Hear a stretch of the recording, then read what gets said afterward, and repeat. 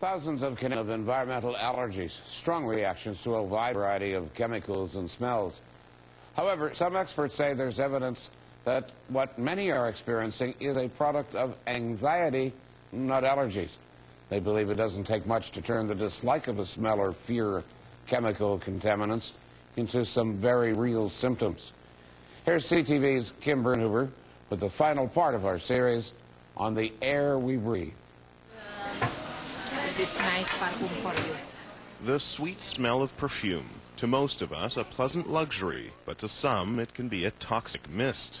I immediately have trouble breathing. I have really extreme headaches. I can get migraines. It's sort of, I guess, like an asthma attack. Pains in my ears, pains in my jaw. Sick, nauseous. It would feel like my head was, the bones were expanding in my head. I feel like I'm going to pass out. Thousands of Canadians have environmental sensitivities. They react to the smell of anything from paint to perfume. Many are now trying to stop people from wearing scented products in public, but some experts say the cause of their discomfort may not be what they're smelling, but what they're feeling. We believe that part of it is a learned behavior. Dr. Hampong is an allergy specialist. He says that some patients with environmental sensitivities don't actually have anything physically wrong with them. A scent or whiff of cologne gives them headaches, their heart starts to race, their throat seems to feel swollen. But if you do their breathing test, nothing alters in their breathing. Their lung function remains normal. Their throat is not actually closing, but they feel this sensation of being unwell. So why would they feel unwell because of something they simply don't like?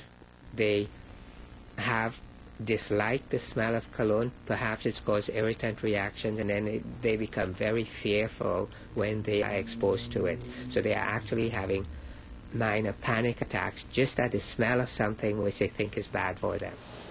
This psychologist agrees. He says often people with environmental sensitivities are suffering from anxiety, not allergies.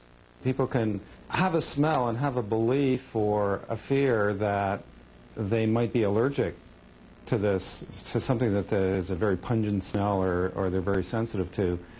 And then the anxiety that they might have a catastrophic or anaphylactic type of reaction to the smell as a chemical sensitivity or allergy will actually start to create anxiety that produces physical symptoms. This vicious circle is hard to stop. Many people with environmental sensitivities take great pains to avoid the smell of chemicals. We see a lot of these things where the avoidance can become a bigger problem than the anxiety in itself. Certainly in cases of, developing things like agoraphobia, people become housebound. Viola doesn't like to leave her apartment because of her fear of an allergic reaction. This is my safe place.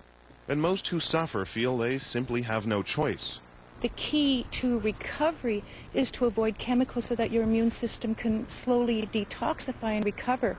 But many experts say that's the wrong way to go, because then even minor contact will be enough to produce a reaction. The worst thing you can do, though, is totally eliminate cologne and the scents, because that actually makes them worse. The solution, oddly enough, may be more perfume in small quantities.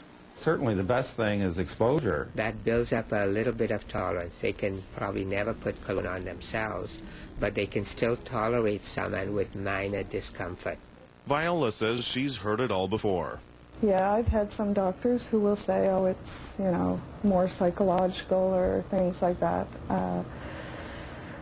And you kind of get used to it and try to find someone who understands what you're going through.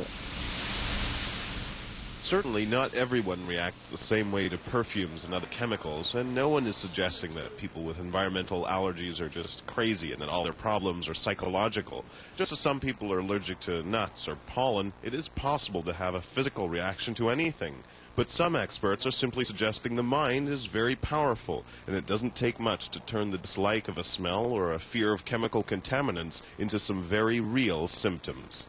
Kim Brunhuber, CTV News.